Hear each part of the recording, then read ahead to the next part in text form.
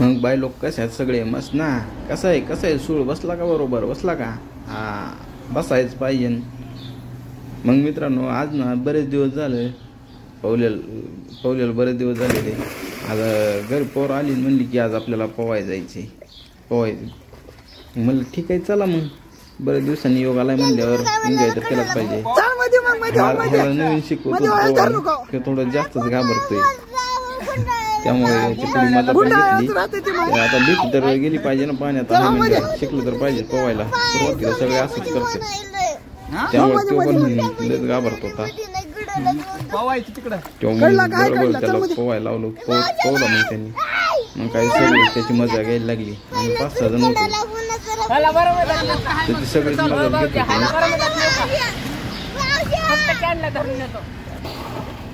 आज बरेच दिवसांनी असं गावाकडं मग आलं ना की असं मस्त वाटतं. वातावरण पण सुंदर असतं. विहीर बघितली की पोवायची इच्छाच होती बरं का, कुठेही असू द्या. पण विहिरीत पोहताना काळजीपूर्वक पोहायचं. आपल्याला ज्या विहिरीची माहिती आहे त्या ठिकाणीच उड्या मारायच्या बरं का, नवीन ठिकाणी अशा उड्या मारायच्या नाही. त्यामुळे तो पहिलवान तर आमचा बरेच दिवसापासून ट्राय करतोय की सूळ मारायचा, पण त्याला काही जमानाच सूळ मारायला. अजून तो बेत सूळ मारतोय आणि घेतोय सगळं पाण्याचा फटका बसवून. सगळे नवीन कार्यकर्ते आहेत हे पोहणारे. आता नवीनच शिकले ती सगळी. पोर असली ना की मजा असते पोवायला. मस्त एन्जॉय केलं. मस्त असं नवीन सूळ ट्राय केल्या. मला ना हे सूळ मारायला खूप भीती वाटत होती मला पण, कारण थोडं अंतर विहिरीपासून जास्त होतं. हा बघा मुटका जमतंय का नाही मला पण तुम्ही पण सांगा बरं का.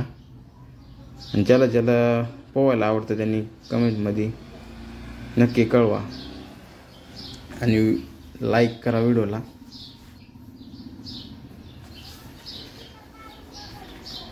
विहिरीत असं एकदम पाणी बघा ना कसं आहे, एकदम निळं दिसते पाणी आकाशात.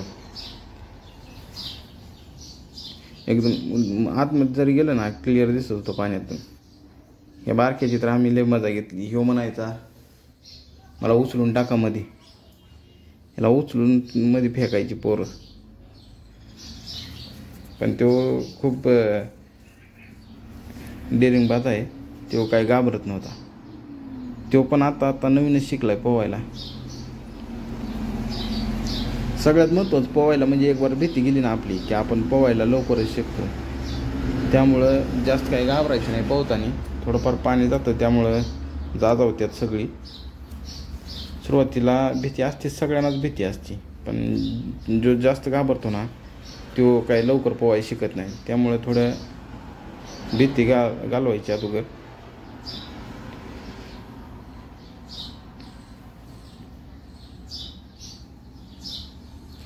हा तर पहिलवान आमचा असला घाबरतो ना पाण्यात. ह्यो सुरुवातीला तर लयच घाबरायचा, आणि आता मस्त उड्या मारतोय बघा, कसा उड्या हाणतोय. सूळ सगळं मारतोय आता. हर ती काहीतरी नवीन कला करतात बरं का. पोवा यायला लागला ना त्यांना कॉन्फिडन्स आला ना, मग काय नाही. एक वेळ कॉन्फिडन्स आला की संपला विषय. मग काय फुल राडाच असतो. आता बघा ह्याची सुरंग बघा, हे बघा, हे तर सगळ्यात खतरनाक पैलवान आहे आमच्यातला. याला किती वेळा सांगितलं, याला सूळ मारायचं किती वेळा शिकवली, पण तो जरा जास्तच घाबरतो पाण्यात. पण पोहतो तसा डेअरिंग करतो आणि उडी पण मारतो.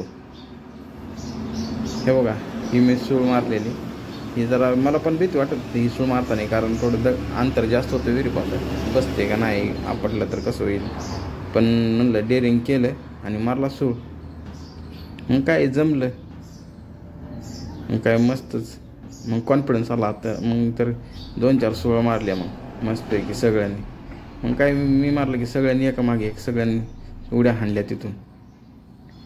आता बघा, हे बघा कलाकारी आता कसं काय. हे बघा सुळ्या ह्यांच्या. हे बघा नागाचा कोबरा. हे बघा पडा कसा आहे. तो मी बसलो होतो म्हणून, त्यामुळे त्यांनी ना माझ्या वरून सूळ मारा गुडघे लागू नये म्हणून त्यांनी तसं सूळ मारली. नाहीतर तो तेवढं पाय उचलून कधी सूळ मारत नाही. तुम्ही आता बघितलंच आहे. याची तर सूळ म्हणजे एक वासून मला एक अर्धा विहिरीतच निघतो डायरेक्ट, एवढा लांब आहे तो. आता बघा ते बारका कसा उडी मारल बारक्यात. हे बघा ह्याची सूळ.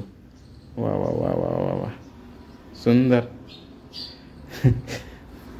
एकच नंबर. खूप एन्जॉय केला. सूळ मारल्या भरपूर. पोवायची ना एक वेगळीच मजा असते पोरांसोबत छोट्या छोट्या पोवायची. कोणाकोणाला पोवायला आवडतं त्यांनी कमेंटमध्ये लाईक पाठवा.